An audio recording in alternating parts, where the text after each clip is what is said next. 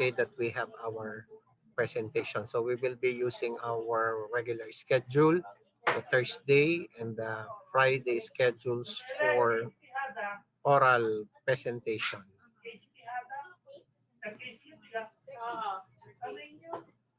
Okay, so you are going to submit, no, your completed design project tomorrow, no, until 5 p.m. lang ako mag-accept ng submission. Okay, so within your group, within your section, you have to have your schedule per group. Bahala na kayo kung sino ang mauuna, sino ang mahuhuli. Sa next week, Thursday, Friday, no, tayo ay face-to-face.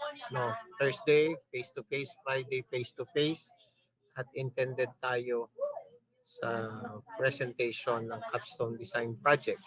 Okay, so please take note of the following. Okay, I will be giving you the rubric that we will be using in our presentation. No, ito yung rubric na kailangan nating i-photocopy, no? At ito yung dala ninyo. Each member of the group shall have its own rubric. Okay? Although you are working as a group, pero ang rubric ay individual because there are some portions there that require individual grade. Kaya hindi ibig sabihin yung inyong capstone design project na part ng assessment tool sa grading system, magiging pare-pareho ang inyong grade. Okay, so I will be giving you the rubric. Ito yung rubric natin. No? Isesend ko sa coordinator mamaya yung soft copy, but I will be discussing you. Ito yung magiging basis, okay, ng ating grading. Okay. Okay, so tayo, aking palalakihin.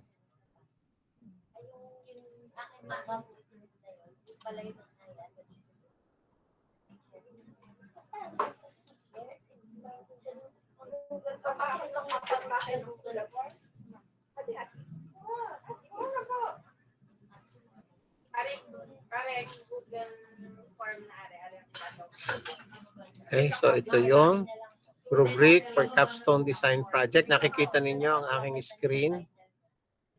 Do you see my screen? Yes po. Okay. So pagpasok mo ng ilalagay mo na dito yung pangalan mo. Yung pangalan ng buong grupo, pero bibilugan mo. Kung halimbawa kayo 3, bibilugan mo yung pangalan mo. Ibig sabihin, ito yung group ninyo, pero ikaw yung ini-evaluate ko. So you may bilog. May bilog yung iyong pangalan. So yun namang member mo, ganun din. Halimbawa, 3 rin yung pangalang nakalagay dito, lahat ng member, pero may bilog yung pangalan mo. Okay, section ilalagay, and then evaluator. Okay, so this rubric is intended to assess students' understanding, knowledge, and design skills related to the engineering design process. Okay, the expectation is that it would be tailored to emphasize the essential goals for each individual project. No, proficient indicates successful achievement of the goals set out in the project assignment. Developing indicates significant progress toward the learning goal indicated in the domain. It should be emphasized that the gaining rating is to be expected for early project should be considered as opportunities for students to develop their skill more fully in future projects. So these are the assessment criteria. First, you have your description of the project, objectives and procedures, which is 10%. 10%. Use of design criteria and constraints, 5%. Okay? And then development of design solution, final design, 15%. Application, take note of this, application of engineering principles and standards. Yan. Yan yung mga nawawala sa mga kinokopya ninyong design, no? yung mga nangongopya diyan at hawak yung mga design dati ng mga previous batches, may nahuli na ako sa isang section, kaya kung yan ang isasubmit nyo sa akin, mahuhulog kayo. No? Ngayon, meron pang nagpapa-approve ng topic. No? Paano kaya ninyo ako makukonvince na overnight ay matatapos ninyo inyong design project? No? Hindi ako maniwala. No, hindi ako maniniwala na overnight kayo yung gumawa ng isang capstone design project with 3 design options. No, hindi ako naniniwala. Kung kayo may bukas ay makasubmit, yun ay kinopya lang ninyo. At beware of copying. Kaya ako naglagay sa inyong Google Classroom na pag kayo yung nangopya, alam niyo ang mangyayari sa inyo. No? Sinasabi ko sa inyo, yung lahat ng hawak ninyong mga kopya diyan ng mga previous batches ng capstone design project, huwag ninyong isasubmit sa akin. No, yan ay may sumpa. Di ba ninyo alam, yan ay may sumpa. No, yung mga hiningan ninyo kung sino-sino mga alumni, may sumpa yan. No, bukod sa mahuhulog sa power plant, mahuhulog din sa board exam. Yan ang isinumpa nila. Sumpa yan ng alumni, hindi ako ang nagsumpa niyan. No? Kaya matakot kayo, no? Kung ang iniisip ninyo ay kayo ay magsasubmit sa akin, ngayang kinopya lang ninyo, kaya kayo malakas ang loob ngayon magpa-approve ngayong araw na ito at bukas ay isasubmit, ay hindi ko yan tatanggapin. No? No? Yan ay mali. Yang inyong mga kopyang yan ay mali. Mali yan. No? Mali yan. Tandaan ninyo, mali yan. Kayo yung niluloko lang ng mga yan. Bakit? Baka hindi ninyo alam, may mga ano diyan, may mga portion diyan ng capstone design project na hindi niyo mapapansin, pero pagka isinabit niyo sa akin, naroon sa mga pages na yun. Halimbawa, example, lalagay diyan doon sa engineering standard ay sa halip na based on ASME code, no? The pressure vessel thickness should be, or the recommended pressure vessel for ganon-ganon nakalagay. So ASME code. Pero pag na-sinubmit yan sa pag yan ay hindi niyo napansin, nakalagay din based on family code, kinalta na agad family code. Pagdating sa references, sa halip na nakalagay power plant design, theory and practice, no, nakalagay doon ay sining ng pakikipagtalastasan, panitikan, ano, yan ang mga nakalagay dong references. No, psychology, the society and community and people, yan ang mga nakalagay na ano, hindi ninyo mapapansin, no? At saka pagdating sa curriculum vitae nung dating gumawa. Yan. Kaya mag-ingat kayo ha. Sabi ko sa inyo ha, ngayon pa lang sinasabi ko sa inyo, kung kayo may hawak diyan at meron kayong mga kopya diyan sa inyong laptop at yan ang inyong ginagamit at yan ang inyong isasubmit sa akin, no, hindi yan makakalusot sa akin. No? Hindi kayo makakapasa. Hindi ko naman agad kayo ihuhulog. Kayo pagagawin ko ng isang ibang design project and then eventually mahuhulog din kayo. Ang tanong, pwede ka po hindi na kami gumawa at ihulog na lang yung hindi. Gagawa ka. And then ihuhulog din kita. Ganun ang parusa sa inyo. No? Gagawa ka kasi hindi ka naman kita bibigyan agad ng 5. Hindi ka makaka-enroll. Hindi ka makaka-enroll sa second sem ng special class. No? So mag-iintay ka uli. Diba? Naka-incomplete ka. Pero eventually, habang ikaw ay gumagawa, no, masisingko ka rin. No? Upon submission, masisingko ka pa rin. Yun ang parusa ha. Magaling nagkakaintindihan tayo. No? Baka akala nyo, maluluko ninyo ako, ngayon kayo magpapa-approve sa akin ng topic, bukas isasubmit nyo sa akin.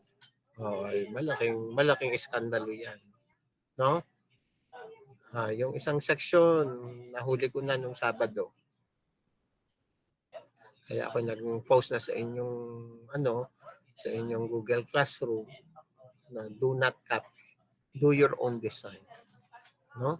Kailangan gumawa kayo at matuto kayo at ma-develop sa inyo yung design skills kasi yun ang isa nating ina-assess dito. Okay? Pero hindi ang pangungopia.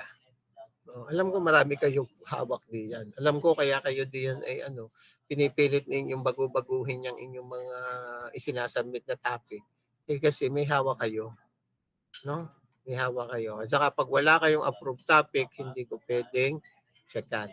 Kailangan makita ko yung meron akong pirma at meron akong approval, yung may okay na topic. No? May okay na topic.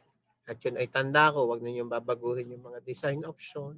No? Alam ba ninyo, doon sa mga design options ninyo ipinakikita sa akin, no? Bago kayo maka-establish doon ng ng correct operating conditions, napakahirap noon. No? Napakahirap noon. Yun ay trial and error supposed to be. No? Pero kung sasabihin niyo sa akin, bukas kayo makakaroon ng ay hindi ninyo kaya yung magdamag. Baka ang isang design options ninyo kayang malagyan ng tamang operating conditions. No? Tamang operating conditions. Okay? Overnight. No? Saka sinong inyong paniniwalain sa akin na ano ninyo ako makukonvince na kayo talaga ay nag-design? Kung ni isang libro ng power plant, ni isang handbook ng mechanical engineering, hindi man lang kayo nagbuklat. No? Ano kayo nag-design? Hindi ko man lang kayo nakitang humiram ng libro sa library. Hindi man lang kayo nagbuklat kahit anong libro ng power plant. Ano kayo nag-design? Halimbawa, ikaw tanungin ko, Althea. Nariyan kaga Althea. Ha? Ba't hindi kita mapakinig? Althea. Hello po. Hindi kita mapakinig? Okay. I-remove kita ha. Renz Arvin. Ikaw ay tatanungin ko. Hindi kita napapakinig. Hello po, sir. Good morning po. Ba't ayaw mo magsalita? Ang tanong, sa oras na ito, can you cite me, ano yung libro mo na ng nakuhang power plant sa library na nasa iyo ngayong hiniram sa library at ginagamit mo sa iyong pagde-design? Meron ba? Bali po, yung hiniram ko po ay hindi ko po naiuwi yung luma pong libro ng power plant technology po. Tapos hinanap na lang po namin sa internet po yung PDF copy po. Yung ang i-share sa akin kung alin yung iyong librong yung ginagamit sa pagde-design. I-share mo nga sa akin. Wait lang po, sir. Hanapin ko lang po. Kasi kung kayo magde-design, dapat marami kayong references. Hindi kayo pwede na kayo magde-design na isang libro lang ang hawak ninyo. Na isang beses lang kayo pumunta ng library. No? Hindi ninyo ako makukonvince. No? Sinasabi ko sa inyo, pag hindi kayo gumawa ng maayos ng capstone design project, mahuhulog kayo. I repeat, pag hindi kayo nag-ayos at hindi kayo gumawa ng maayos na design project, mahuhulog kayo. Pag kayo ay nangopya at ang isasabihin nyo sa akin ay mga kinopya lamang ninyo, mahuhulog kayo. Magaling yung usapan natin ha.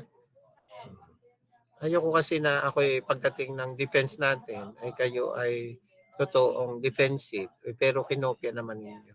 No? Kasi marami diyang mali at marami diyang hinihingi ako during the defense ng mga previous batches. At yan ang common mistake kasi nga kinokopya ninyo. Okay?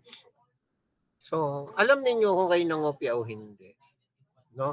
Alam ninyo kung kayo ay nangopya o hindi. Alam ninyo kung kayo ay merong hawak o hindi. No? Kaya ngayon, pagdating ng defense o pagdating ng submission, i-scrutinize ko yan bukas. Pag yan ay kapareho o alam kong kinopya lang ninyo. Kasi pagdating pa lang sa objectives, no? So pagdating pa lang sa design objectives, alam ko na yung kinopya ninyo. No? Alam ko na kung kinopya ninyo yan o hindi. Pagdating dun sa survey, halimbawa load survey, ni minsan walang nagpapirma sa akin na kayo ay nag-request No, halimbawa sa Batilex, sa Meralco, ng mga load demand. No? Wala ako. Paano ako mangyayari? Eh, di kaya ang first part ay kayo ay maglo-load survey. Oh, saan kayo nag-load survey? Kanino kayo nagpunta? Kanino kayo naghingi ng data? Oh, ikaw tatanungin ko, Shirley, saan ka kumuha ng data ng load survey mo? Sa Shirley, sa available sa net po, yung procurement plan po. saan? Yung mga, anbawa po sa amin is, Hindi ako natanggap ng sa internet ha. Dahil yun ay, ang data ay hindi naman yun updated. Na? Hindi ako natanggap ng sasabihin niyo kung saan lang ninyo dinownload. Yan ay dinownload ninyo at kinopya ninyo doon sa mga previous design. Baka gusto mong ipakita ko sa iyo ang data ko ditong naririto. Naintindihan mo? Saan mo kinuha? Wala kang pinapirmahan sa akin kahit ano. Wala kang ni-request kahit ano. Saan kayo nag-interview? Saan kayo nag-survey? Di ka first part ng inyong ano ay survey? Shirley, yes po sir. Oh. Nakuha po namin ay, saan ka nag-survey? Nagpapirma ka ba sa akin ng request? hindi po sir. Oh, ay paano ka maniniwala? Hindi ako natanggap ng mga load survey ng mga dinownload lang ninyo kung saan-saan. No? Yan ay dinownload ninyo doon sa capstone design project ng mga lumang batches. Hindi yan kung saan. Yan ay doon ninyo kinuha. No? O, ikaw Mark dyan, saan ka nag-load survey? Good morning po, sir. Ha? Sir, bali po ang ginawa po namin ay sa ano din po. Sa portal po ng DOI po. Sa procurement po. Hindi ako natanggap noon ha. Sinong may sabi sa iyo yung doon ka kukuha? Ha? Ano lang po. Ano? Nakita mo lang sa lumang design? Hindi nga ba? Hindi po, sir. How did you know na doon kukuha? Di ka, ang sabi ko sa inyo, you do your load survey. Survey ba yon? Hindi yung survey. Ha? Okay po, sir. Hindi nga, ang tanong ko, paano mo nalamang doon kukuha? Nag-search po ako ng mga load demand po. Tapos Hindi yun kasi po research yung yun. That is survey. Iba ang research sa survey. Okay po, sir. Ngayon, ano sasubmit mo? Bukas.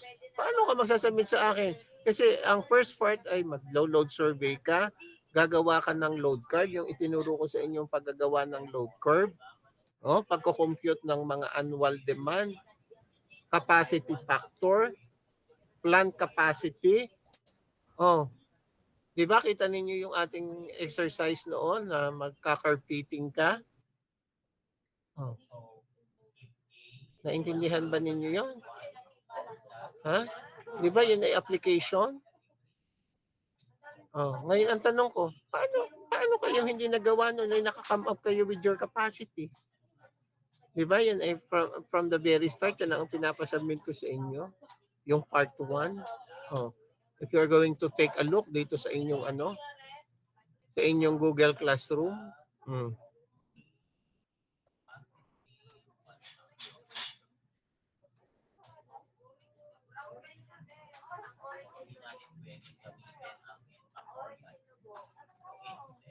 yan ha. Yan ha, nasaan? September 14, supposed to be yan. Nakikita ninyo ito? Ha? September 8 ko in-upload ito. Ito yung ating kailangang i-submit. Nasaan? Diba kung kayo talaga ay guided kasi kayo ay tinuturuan ko. Magkagawa kayo ng request, kayo magso-survey. Load survey. Survey. Minsan wala namang nagtanong sa akin sa inyo na, Sir, pwede po ba kami magpapirma ng ng request letter kasi kami po pupunta ng ganong power utility, kami po magtatanong ng ng loads, magkagawa ng load survey. Oh. Wala naman Oh. Di ba? At pag nakapag-load survey ka, siyempre gagawa ka ng iyong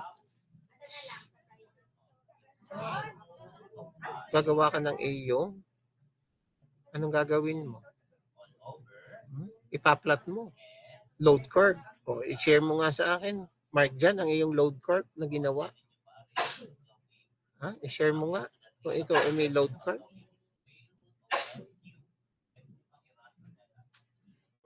Kasi hindi ka naman Wait lang po, sir. makakapag-compute. Sa box.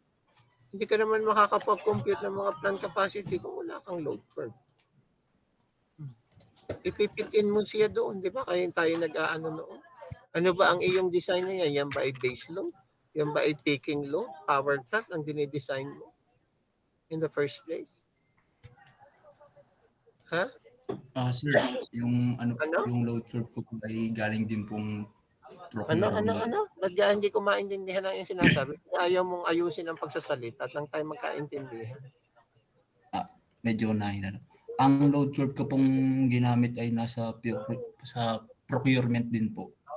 Hindi mo kukuhanin yun. Dahil yun ay buong yun. Kung buong Luzon yun, buong Luzon ba ang iyong o buong Pilipinas?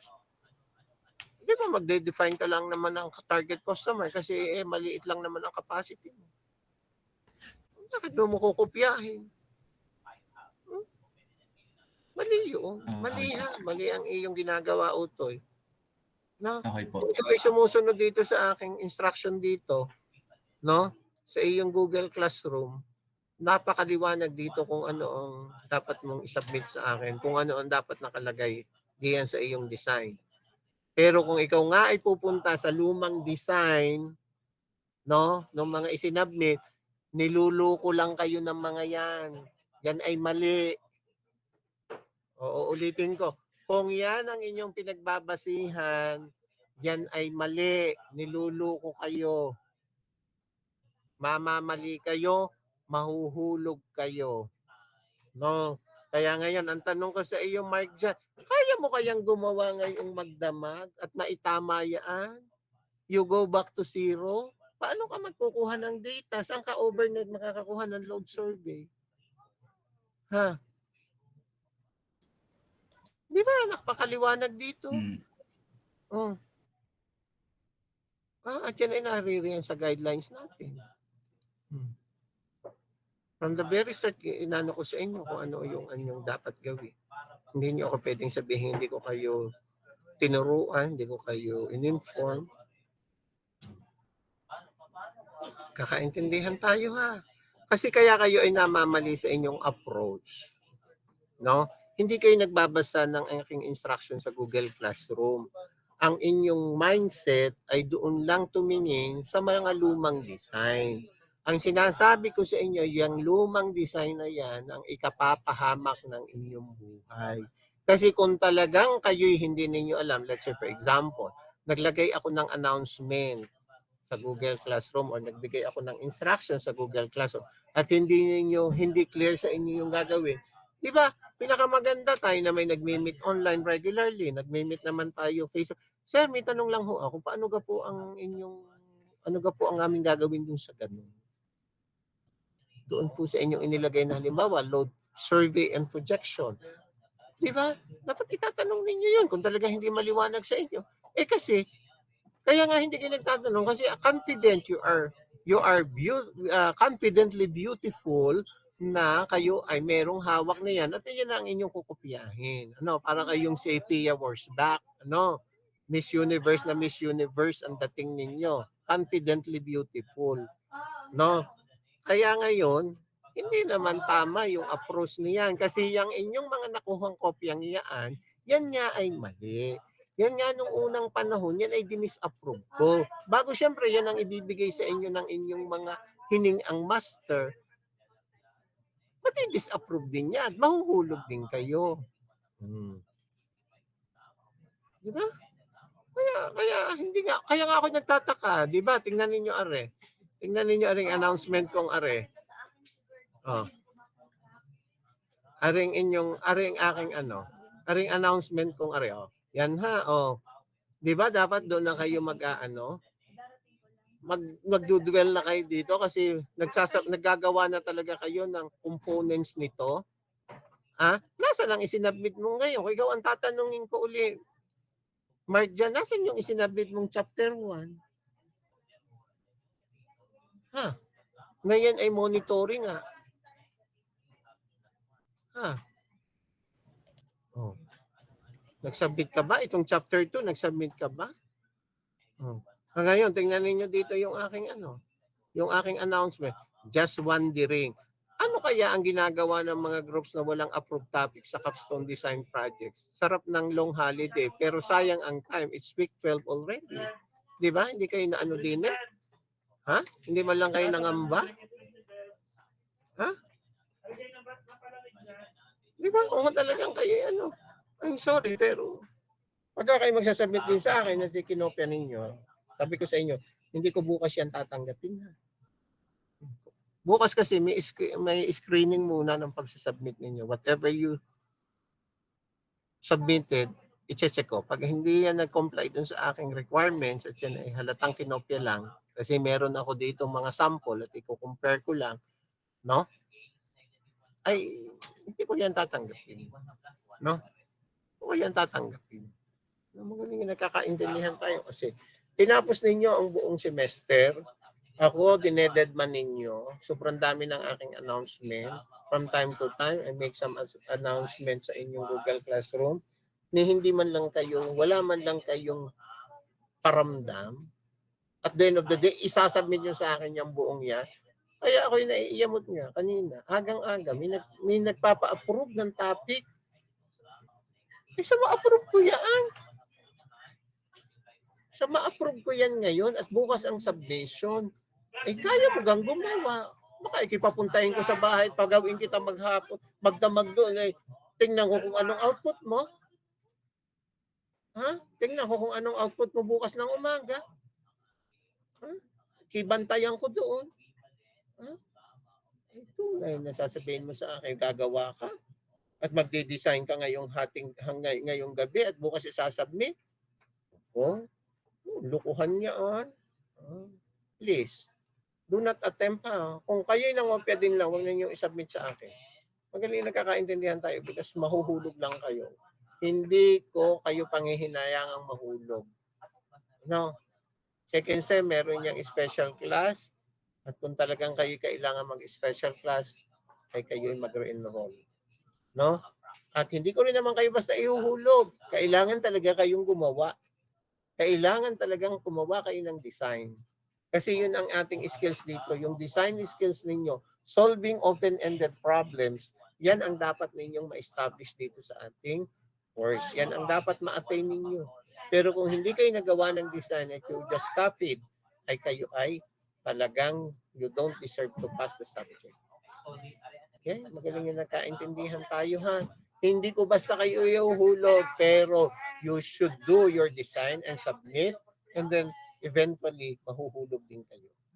No? Kasi kayo nangongopya. No? Ganyan-ganyan yung isang section. Sasubmit sa akin, tapos na. No? Tapos na, pero kinopya din lamang. Diba? Do not copy. Do not attempt to copy kasi hindi ito kopyahan. Hindi ito kopyahan. Pag nangopya ka, hindi ka natuto. No? Hindi ka natuto. Gumawa ka ng sarili mong design. No? Kasi yan lagi ang inyong hahanapin ninyo mga previous design. Kinaugalian na ninyo yan in the past capstone projects ninyo sa mga other courses. Ganyan ang ginagawa ninyo. You are looking always yung mga previous design and then edit, and then submit. Ganun yung nagiging style ninyo. But now, hindi ko kayo palalampasin. Pagka mga ganyan ang inyong line of thinking. Okay? Magaling yung nagkaintindihan tayo. The reason why, ngayon ay diniscuss ko yan at inopen ko kasi I was very disappointed last Saturday when I did my makeup class with section 3 that one group submitted their output which is just fully copied from the previous capstone design project. No? Parehong-pareho. No? Gagawa-gawa kayo ng mga combustion equation dyan, hindi naman ninyo alam yung mga ipinaglalagay ninyo doon. Baka akala nyo during the defense, kayo papapag-solving ko on the spot.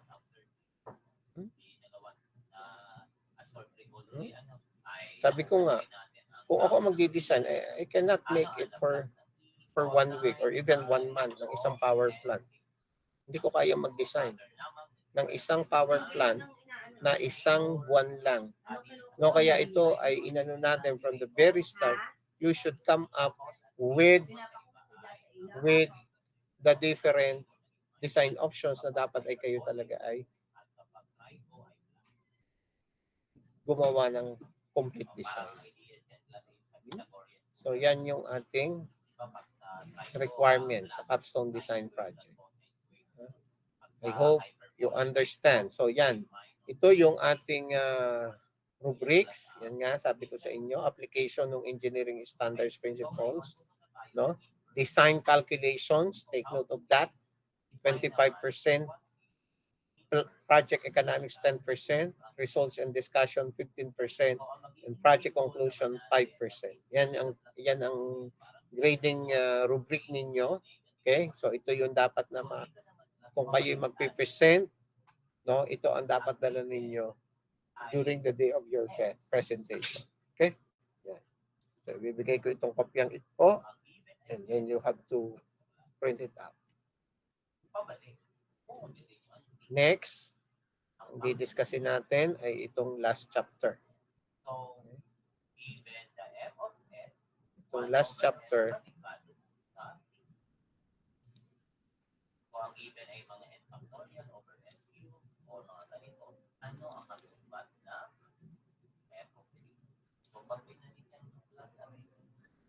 we are going to take a look doon sa inyong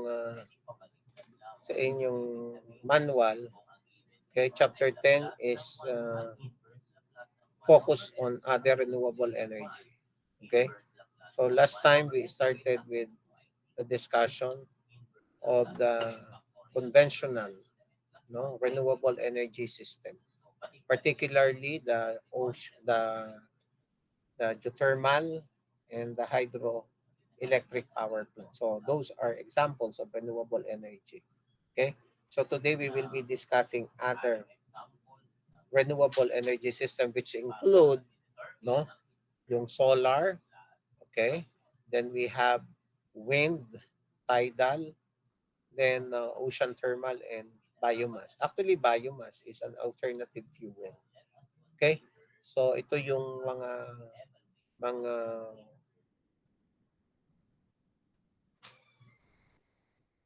renewable energy system, okay, that are being used nowadays in replacement of the conventional non-renewable energy system or thermal power plants.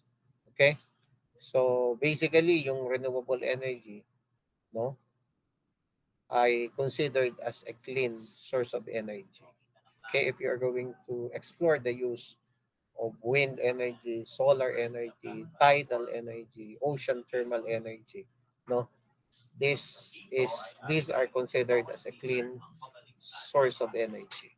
Okay? So yung ating tinatawag na greenhouse gases emissions are being minimized through the use of this renewable energy sources. Okay? So first is the wind energy, no? So meron tayong ginagamit ditong wind turbine. No, we call it a wind turbine, no? At dito natin naka-harness yung wind energy. The wind energy is being harnessed through the use of your wind turbine, which is composed of your propeller blades, no, attached to a rotor, no. So usually we have the 2 or 3 bladed, no, wind turbine, no, and then ginagamit natin siya, no, to produce kinetic energy. No, in harnessing wind energy, no, we have the so-called wind velocity or wind speed. No? As much as possible, there is a minimum wind velocity, no, na kailangan nating ma-establish for a particular location. So obviously, if you are going to install wind turbine or wind farm, no, yun ang tawag doon sa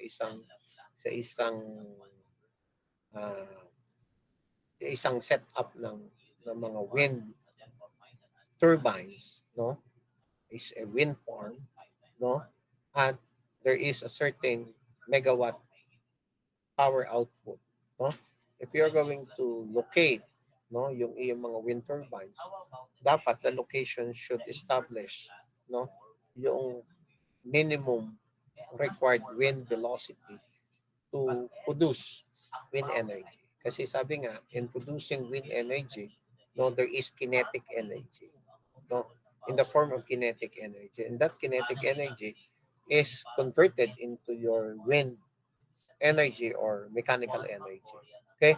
So ano ba yung requirement natin? Sabi dito, you have at least, no, 13 kilometers per hour, no, na wind velocity. Okay? And then sabi natin, no, dapat yun nga kung halimbawa nag-ooperate ang isang wind turbine, there is a maximum of 90 kilometers per hour for safety reasons. Okay? So say for example, during the time na may mga typhoon, so malakas yung hangin, mataas yung wind speed natin.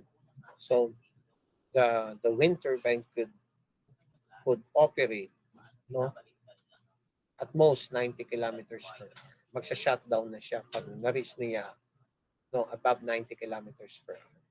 Okay, for safety reason. No? Take note of the setup ng iyong wind turbine. So this is a conventional or a typical setup ng wind turbine natin. Okay? So ano yung kailangan nating consider dito, no?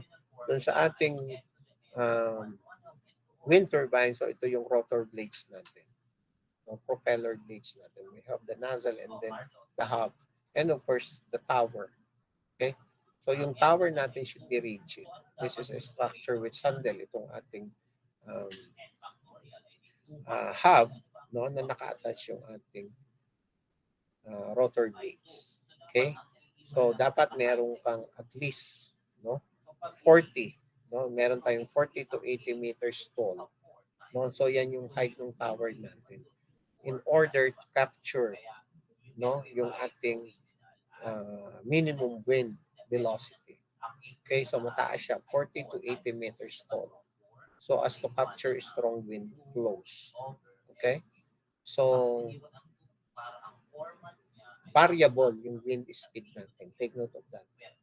Variable yung wind speed natin. The reason why, there are some cases na mababa yung production mo because mababa lang yung na-capture mong wind speed. Okay? Pag mababa ang wind speed, mababa yung ating potential kinetic energy as well as yung ating na-convert na wind power or wind energy. Okay? So, if you're going to take a look on the setup, no, dun sa ating buong hub natin, okay, sa loob niya, no, meron tayong ito yung rotor hub natin, okay? Then the low speed shaft, okay? Then connected siya sa gearbox. And then meron tayong brake dito. And then we have also the high speed shaft, which is directly connected dun sa ating generator. Okay? So itong electric generator, yan nga yung kailangan natin to convert your wind energy, wind power into electrical power output. Okay? So yan yung pupunta sa transformer natin. Okay? So may transformer tayo na yan yung pupunta sa ating grid. No? Kung sa mga transmission lines natin. Okay? So, ngayon, if you are going to take a look sa ating design ng wind turbines, there are two basic rules. One is horizontal axis and the second is yung vertical axis turbine. First, paano ba yung horizontal axis turbine? It resembles airplane propellers. No? pareho siya ng airplane propellers with 2 to 3 rotor blades. Sabi ko nga sa inyo, 2 to 3 rotor blades fixed at the front of the tower and facing into the wind. This is the most common design found today, making up most of the large utility scale turbines on the global market. Okay?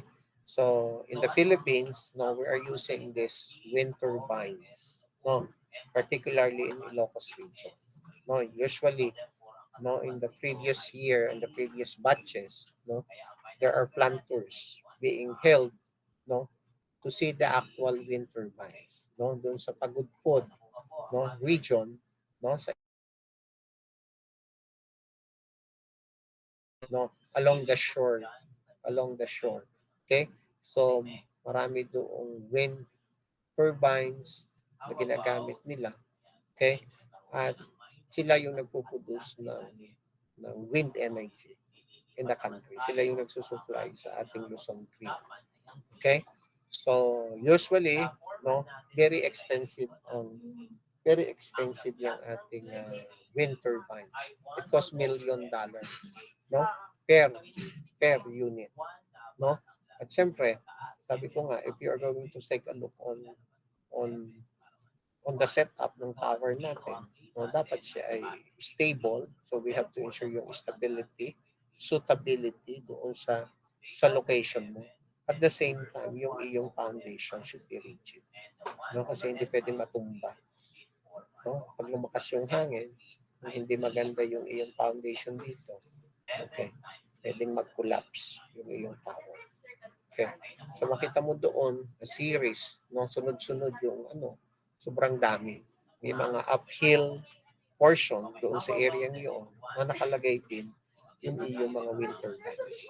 Sobrang dami ng wind turbines na ginagamit doon. Kaya nga wind farm ang tawag sa kanila. Okay? So, kapag ka naman siya ay vertical axis turbines resemble a large egg beater. Para siyang large egg beater with rotor blades attached vertically, at the top and near the bottom of the tower and bulging out in the middle. Okay? So, ganun lang naman yung nagiging design ng ating wind turbines. Horizontal axis and the other is yung vertical axis turbine. So, obviously, these are some of the advantages. Okay? So, of course, yung renewable energy, So, renewable kasi from time to time, we can produce this wind energy, as long as there is minimum wind velocity, makakaproduce tayo ng wind energy. This is the cleanest form of renewable energy, okay, and is currently used by many developing and developed countries to fulfill their demand for electricity. Okay? It reduces fuel consumption, the use of wind turbine. So basically, yan yung replacement natin dun sa mga thermal power plants natin, that provides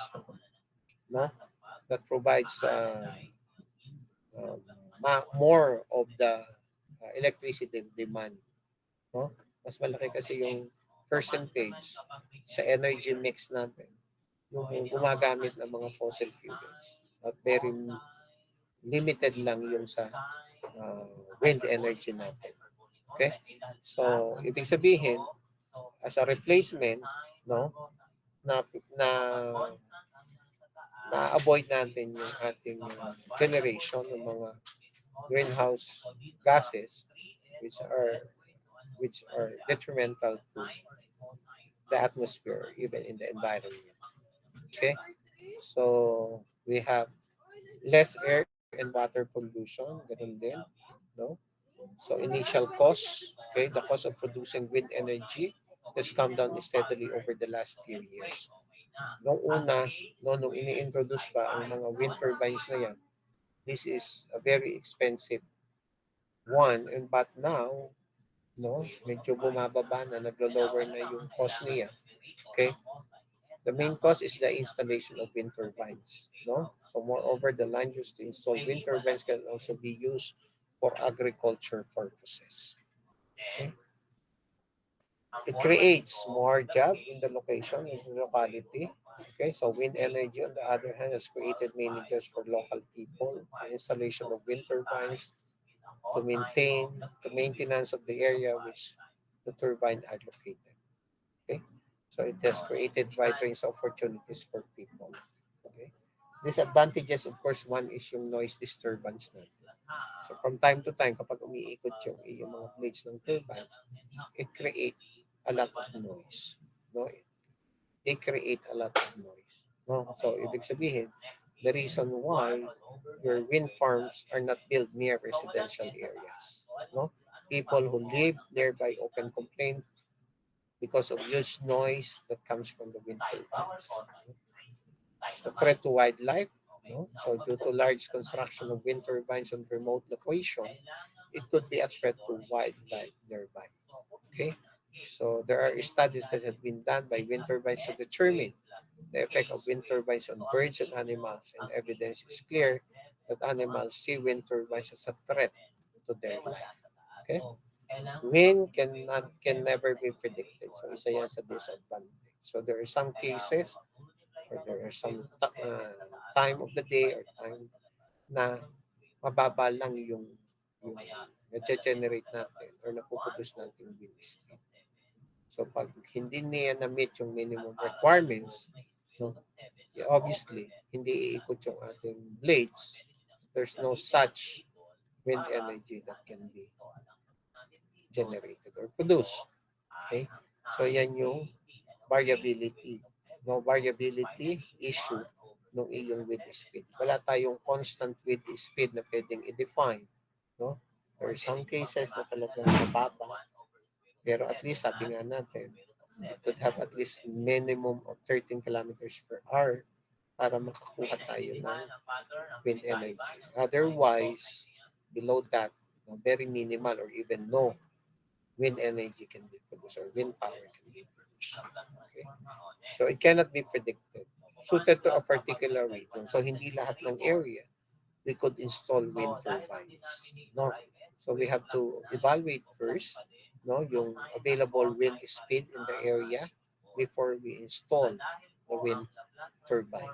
No, because there are some areas na hindi mataas yung or yung wind speed is very limited, no? So hindi siya potential location, no? No iyong wind turbine. Countries do not have any coastal hilly areas may not be able to take any advantage of wind power. Kaya ngayon sa mga coastal areas, hilly areas, mataas na lugar, no? So that we can have a sufficient wind velocity. Okay. So visual impact, though many people believe that wind turbines actually look nice, but majority of them disagree. People consider wind turbines to have an undesirable experience. So ganun yung nagiging impression nila, no? Yung visual impact kaya kung nag-install ka ng wind farms in a particular locality. Okay? Next is solar energy. So ito naman yung paggamit natin ng mga solar panels, photovoltaic cells to harness solar energy or radiant energy. No? So there are also solar farm, no? Solar energy, no, na niyo-utilize na ng Philippines, no? Likewise in the Ilocos region, meron tayong mga solar panels doon. No? Solar power plant na ginagamit nila, no, as additional electricity, no, doon sa Luzon grid, no. So solar energy or solar technologies are broadly characterized as either passive solar or active solar depending on the way they capture, no, convert and distribute solar energy, no. Pag sinabi nating active, no, active solar techniques, it include the use of photovoltaic panels and solar thermal collectors to harness the energy. So meron tayong mga collectors, solar collectors, thermal collectors, or the use of photovoltaic panels. Passive solar techniques, no, include orienting a building to the sun, selecting materials with favorable thermal mass or light dispersing properties, and designing spaces that actually circulate air. No? So usually makikita na natin even in some residential areas, no? So sa rooftop mo, no, sa bubong, merong mga solar panels tayo. No? Instead of buying electricity, no, from a local utility, power utility, no, the solar panel, no, collects solar energy at yun ang ginagamit, no, ginagamit ng isang residential house, even in commercial. Okay, so kung kung sufficient na yung nahaharness natin na solar energy during daytime, no, pwede natin pang gamitin yung excess during night kung tayo ay naka-net metering, no? So, ibig sabihin, may cases na tayo pa yung babayaran ng, let's say, ng Meralco, okay? Kasi pumupunta siya sa grid, yung ating napuproduce, no? So, as the energy from the sun comes to us, light in the form of photons, the heat radiation is scattered, take note of this, scattered, reflected, transmitted, or absorbed. Part of this energy is absorbed by the Earth's atmosphere. About 35% is reflected back into space. Okay? So, meron tayong power solar cells, no? So, solar photovoltaic system components, no, include the PV modules. These are yung PV cells natin, groups of PV cells. These are commonly called PV panels.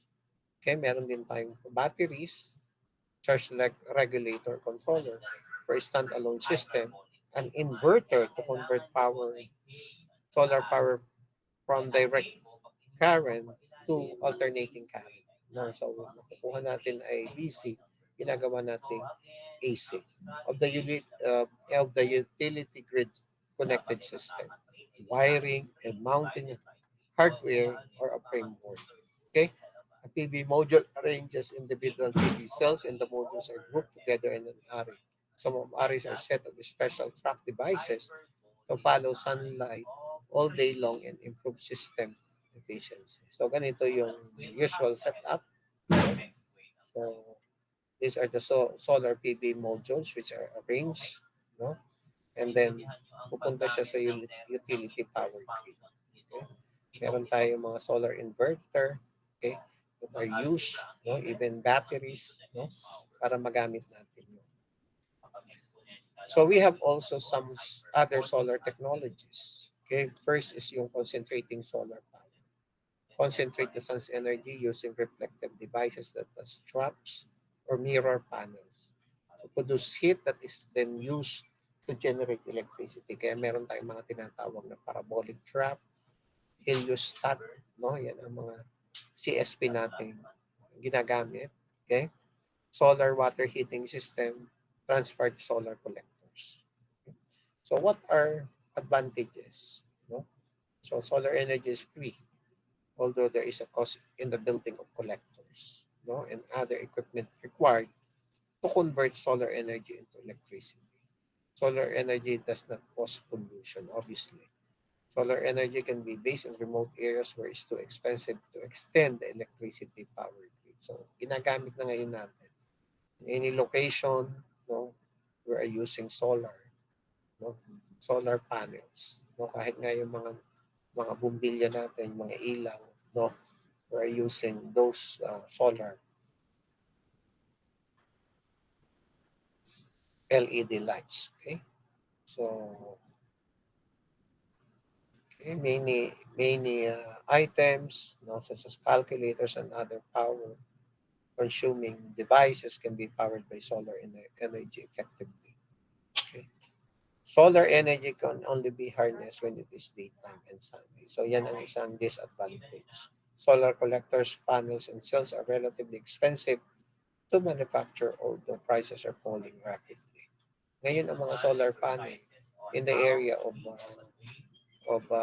yung collector area niya, at least 1 kilowatt yung kanyang maha-harness, no, cost 50,000 pesos. No? So, lumalaki na. Even ngayon, nag-ano na rin, bumababa na. Kasi noon, hindi pa masyado ang ginagamit. Ngayon, marami ng mga design ng mga solar collectors natin, solar panels. Okay? So, bumababa na rin. Solar power station can be built but they do not match. Yan ang isa nating disadvantage. The power output of similar size conventional power station. Kaya ako nagtataka, may mga papa-approve ng TAPI na yung solar power stations ay ilalagay o i-connect dun sa conventional power station ay isa yan sa disadvantage. They do not match the power output of similar size conventional power station. Kaya hindi ko alam kung paano ninyo i-adjust yan. Okay? So, in countries with unreliable climate means that solar energy is also unreliable source of energy. Okay? Large areas of land are required to capture the sun's energy. Collectors are usually arranged together, especially when electricity is produced and used in the same location. Solar power is used to charge batteries so that power devices can be used at night. So next is yung tidal. Paano ba yung tidal? So yung wave energy ang ini-utilize naman natin. Okay, so ibig sabihin, this is in the sea or in the ocean, no? Tidal energy, no? Is the energy obtained from the rise and fall of tides. So, yung high tide, low tide, so titingnan natin doon. Okay, at dapat makita natin, sabi dito, as the tides rise and fall, a massive amount of water moves toward and then away from the shore. Meron tayong ginagamit dito na tinatawag nating tidal turbines. No? So, pag tumama yung water natin dito during high tide, no? So, iikot sila and it can produce tidal energy. No? Once na mapaikot mo or maparotate mo, itong yung tidal turbines, which is similar, no, doon sa setup ng ating wind turbine. No? It's look like and work like underwater windmills. Take note of this. No? They utilize turbines with short but strong blades that spin as the height moves and then transmit their energy to an electricity generator. No? So dito, kita natin na yung tower niya, yung pinaka-base niya, mababa lang kumpara doon sa tower ng isang wind turbine. Okay? So ito yung tidal turbine natin, which is composed yung composite blades natin. No? Meron tayong buoyant nose. No? Then meron tayong hub. Then meron tayong main shaft, the main gearbox, the nozzle, the inspection hatch. Okay? Meron tayong stub mechanism, yung clamp, no? The electrical escape, and the thruster. Okay? So these are the foundation structure and the tube containing cable to shore. Okay? So CI series dito. We're going to take a look on this. No? So magkakaano sila dito. Okay? So dito natin kinakapture yung tidal energy because of the wave. No? May tides tayo or waves. Another setup is that tidal energy is captured with the use of tidal barrages. Dito naman, kailangan natin makuha yung difference in height, no, between the low and high tides. No? So tidal barrages are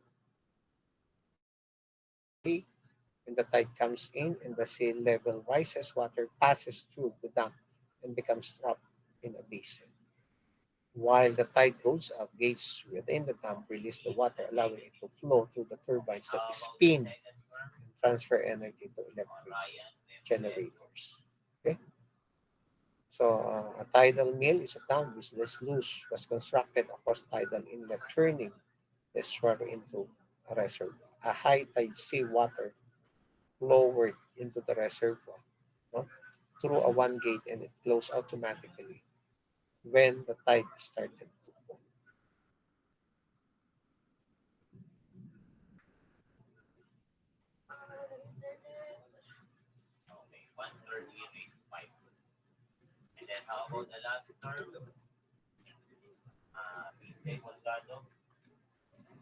So,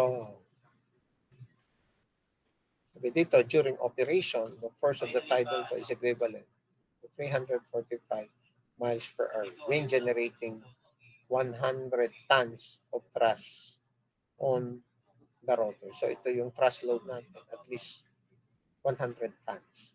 Okay? So what are the advantages? Okay, an exhaustible source of energy, no? Environment friendly, no?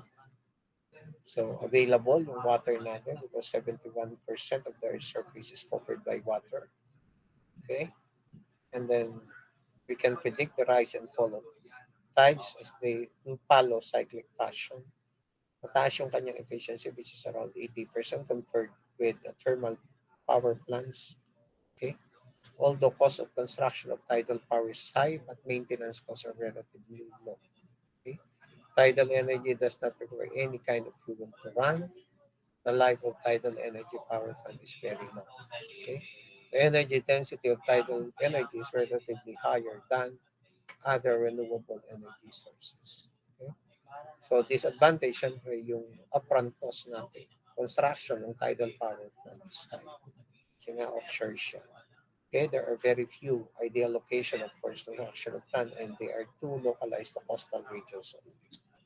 Intensity of sea waves is unpredictable and can be damage to power generation units. So, pwedeng sobrang lakas ng taas ng waves natin, no, which can damage the power, no, generating units. Influences aquatic life adversely and can disrupt migration of fish. Actual generation is short for a period of time. Siyempre, depende lang yan kung talagang nade-develop mo yung iyong rise and fall ng tides. The tides only happen twice a day, so electricity can be produced only for that time. Frozen sea or weak tides, straight shorelines, low tide rise or fall are some of the obstructions. Okay? The technology is still not effective and more technological advancement are required to make it commercially viable. Usually the places where tidal energy is produced are far away from the places where it is consumed. This transmission is expensive and difficult. So yun sa transmission system naman, kapag sobrang layo ng kung saan mo pwedeng i-provide yung iyong production, yung produce energy, tidal energy, no? Doon ka naman babawian sa expensive and difficult, no?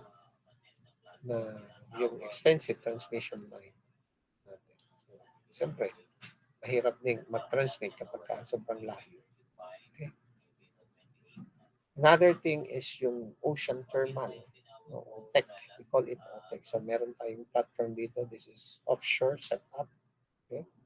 So marine renewable energy technology, okay, that harnesses the solar energy absorbed by the ocean to generate electric power. So we call it ocean thermal energy conversion. So OTEC. No? Dito, the sun heat forms the surface water a lot from the deep ocean water, which creates the ocean's naturally available temperature gradient. So ito yung nasa surface natin and then ito yung deep ocean water natin. No? So ito expose the sun, kaya mainit. The reason why we develop yung temperature gradient. So yung temperature gradient na serve as a thermal energy. So around, no, sabi nga natin, papainit natin 25 degrees Celsius to vaporize a working fluid. So we are using ammonia since it has a low boiling point.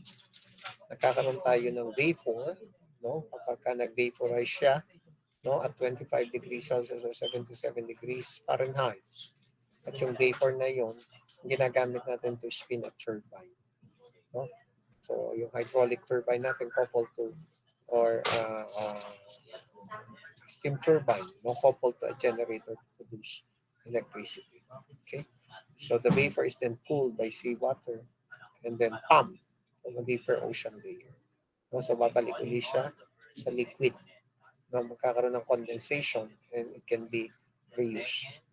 Okay, so vapor yung ginagamit natin. No, we have your turbine. No, at yun ang it serves as a prime mover. Okay. So dapat magkaroon tayo ng temperature gradient, no? Magkaroon dapat tayo ng temperature gradient para maano natin, ma-establish natin yung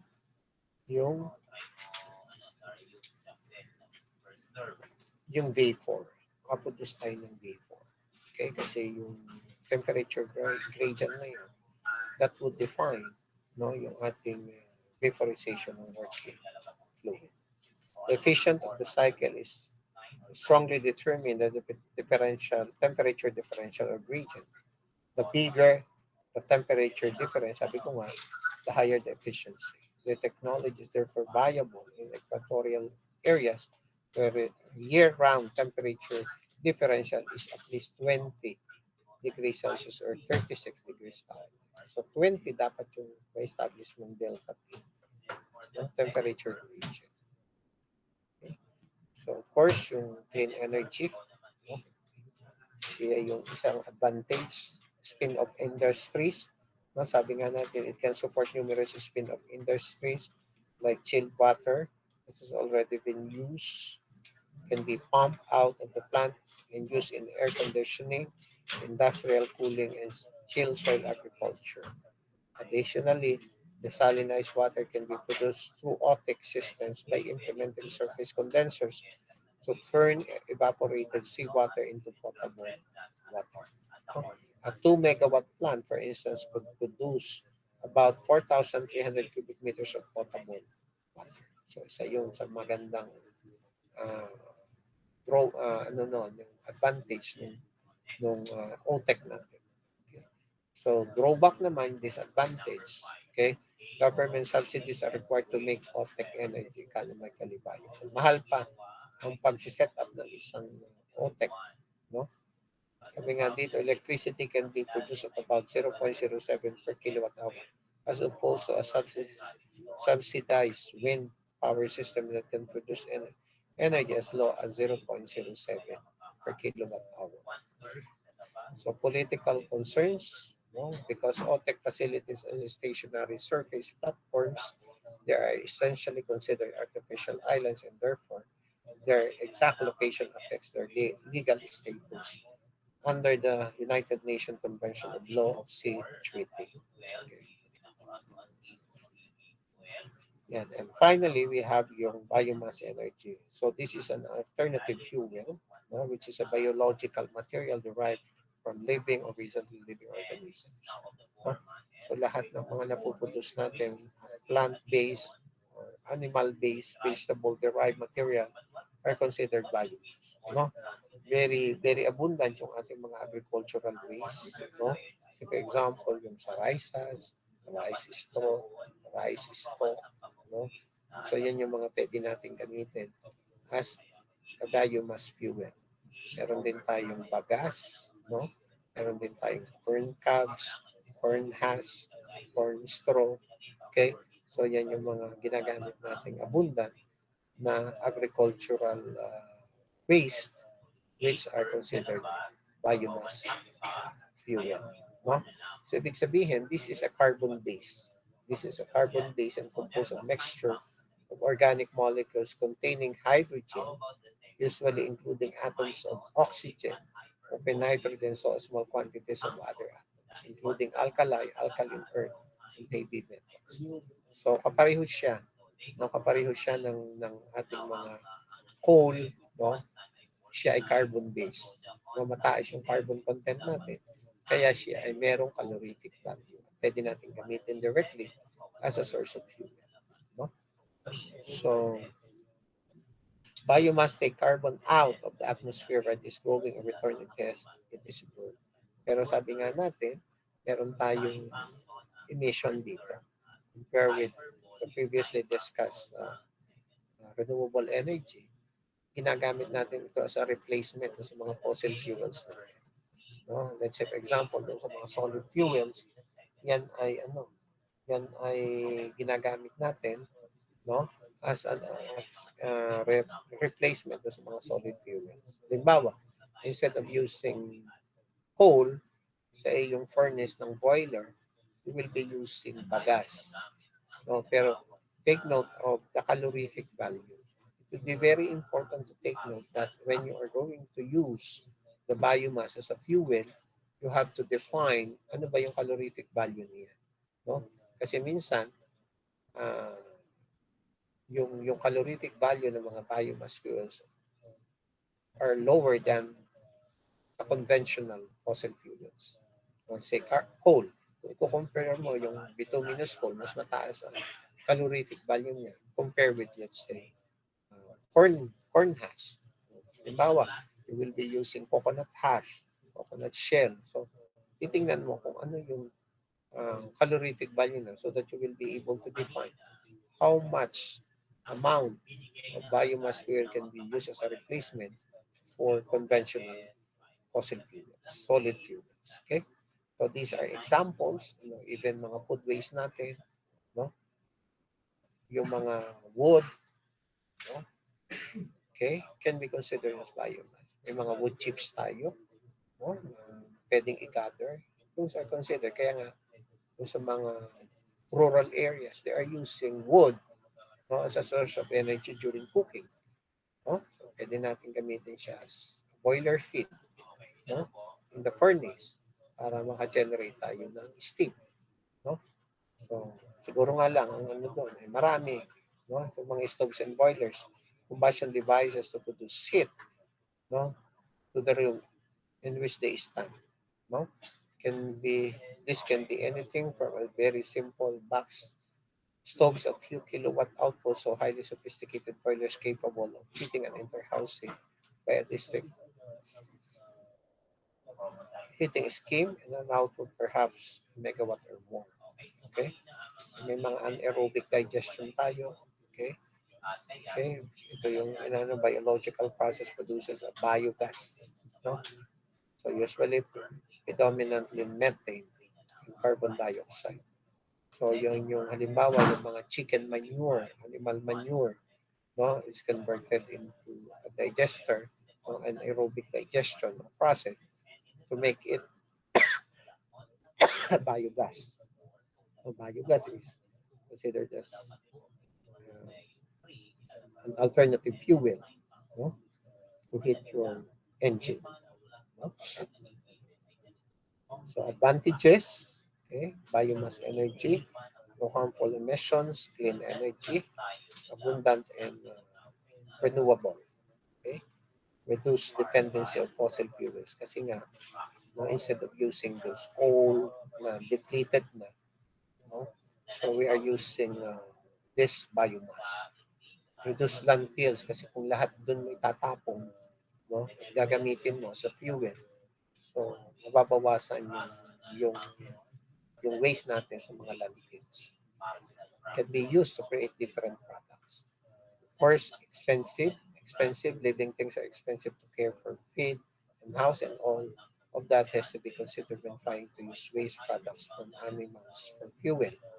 Inefficient as compared to fossil fuel. So, mas mababa siyempre yung kanyang calorific value. Kaya mababa yung efficiency or heat energy efficiency, conversion efficiency kapag gumamit ka ng biomass compared with other fuel, fossil fuel.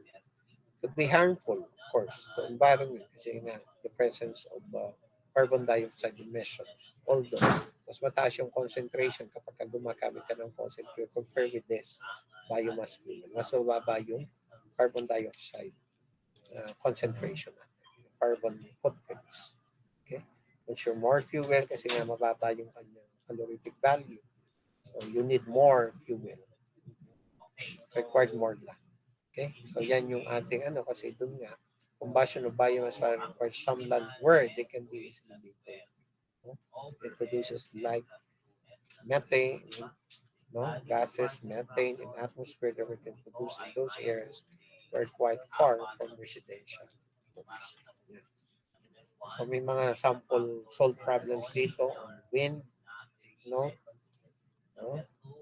Then meron din tayo dito solar. Solar din. So these are some examples. Okay, yan. Okay. Then, ito, ibibigay ko ang kopyang ito. Sesend ko muna. para kayo ay magkaroon ng kopya ng rubrics. Kailangan natin yan sa defense.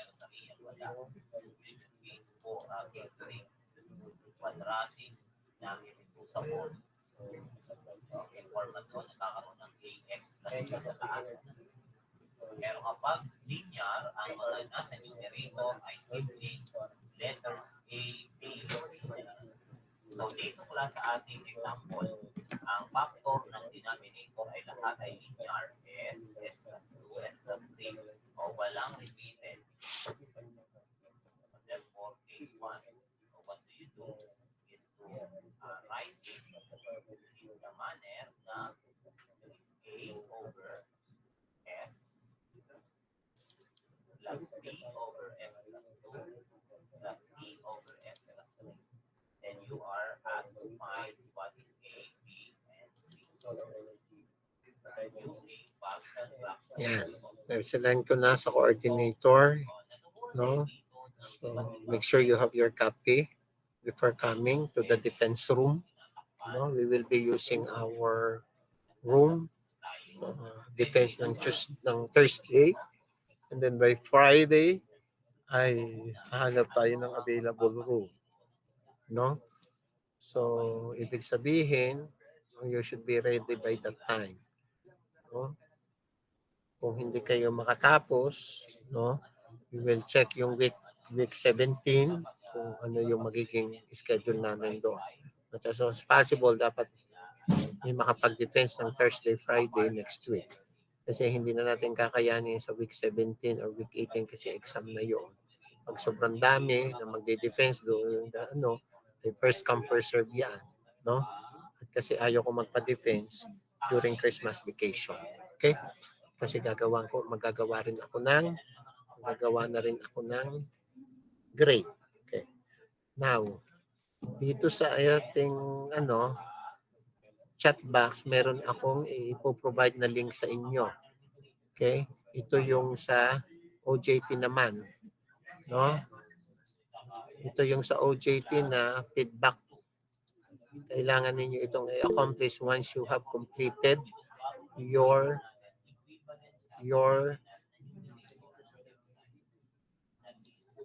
OJT. Yan. Paki-open ninyo. Paki-check kung na-open ninyo yung link. No? Kasi yan ang kailangan ninyong fill upan once you have completed and submitted all your documents. No? Kasi sabi nyo, marami sa inyo matatapos ngayong December. So it would be better kung i-accomplish ninyo yan before Christmas vacation. Kasi pag hindi kayo nakasubmit sa akin ng mga requirements ninyo at nag-deadline na ang uploading ng grades, no? Pwede kayong ma-incomplete. No? Pwede kayong ma-incomplete pag wala kayong isinubmit. Before isinubmit, binigay ko na sa inyo yung mga final requirements. So kailangan ay inyong magawa din yan. Okay? Yan. Paki-open ninyo yung link, no? Yung Google form. Kung makikita ninyo dyan at yan ang inyong sasagutan. Hindi pa pwedeng magsagot ngayon. Pwede lang kayo magsagot niyan once na kayo ay nakasubmit sa akin ng inyong